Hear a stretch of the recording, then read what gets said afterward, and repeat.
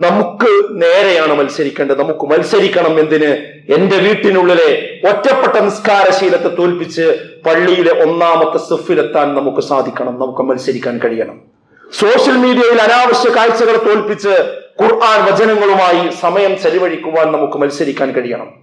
പകല് പണിയെടുത്ത് തളർന്ന എന്റെ ശരീരത്തിന്റെ അലസതയെ തോൽപ്പിച്ച് അള്ളാഹുവിന്റെ മുന്നിൽ ദീർഘനേരം നിൽക്കാൻ നമുക്ക് മനസ്സുണ്ടാകണം. അതിന് നമ്മുടെ സ്വന്തത്തോട് നമുക്ക് മത്സരിക്കാൻ കഴിയണം.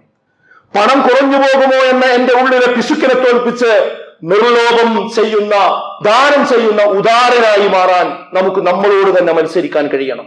ഫോണിലെ നോട്ടിഫിക്കേഷനുകൾക്ക് പിന്നാലെ പായുന്ന എന്റെ വിരലുകളെ തോൽപ്പിച്ചുകൊണ്ട് ആ വിരലുകൾ കൊണ്ട് തസ്ബീഹ് ചൊല്ലുന്ന, ദിക്റുകൾ ചൊല്ലുന്ന ആളായി മാറാൻ നമുക്ക് നമ്മളോട് തന്നെ മത്സരിക്കാൻ കഴിയണം. കാലങ്ങളായി എന്നെ വേട്ടയാടുന്ന എന്റെ ദുശ്ശീലങ്ങളെ തോൽപ്പിച്ച് ഈ റമദാനിൽ പുതിയൊരു മനുഷ്യനാകാൻ എനിക്ക് സാധിക്കണം. അതിന് എന്റെ ഇച്ഛകളോട് നാം പോരാടണം. അറിവില്ലായ്മയുടെ ഇരുട്ടിനെ തോൽപ്പിച്ച് ഖുർആനിന്റെയും ഹദീസിന്റെയും വിജ്ഞാന സദസ്സുകളിൽ ഇരിക്കാൻ നമുക്ക് മനസ്സുണ്ടാകണം. അതിന് നമ്മളോട് തന്നെ നമ്മൾ മത്സരിക്കണം. ഇഫ്താർ മേശയിലെ വിഭവങ്ങളോടുള്ള എന്റെ ആർത്തിയെ തോൽപ്പിച്ച് മിതമായ ആഹാരം കൊണ്ട് തൃപ്തിപ്പെടാൻ നമുക്കും നമ്മുടെ കുടുംബത്തിനും കഴിയേണ്ടതുണ്ട്. എന്റെ സുഖമുദ്രയെ തോൽപ്പിച്ച് പാതിരാത്രിയിൽ പടച്ചവനോട് സങ്കടങ്ങൾ പറയാൻ എഴുന്നേറ്റിരിക്കുന്ന രീതിയിലേക്ക് നമ്മുടെ ജീവിതം മാറി വരണം.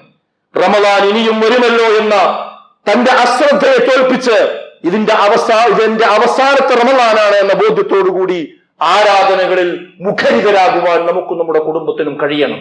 അപ്പോൾ മാത്രമാണ് ഈ വിശുദ്ധ റമദാൻ നമ്മുടെ കയ്യിൽ നിൽക്കുകയുള്ളൂ. അങ്ങനെ റമദാനിനെ സ്വീകരിക്കുവാനും അനുഷ്ഠിക്കുവാനും അള്ളാഹു നമുക്ക് എല്ലാവർക്കും തൗഫീഖ് നൽകി അനുഗ്രഹിക്കുമാറാകട്ടെ.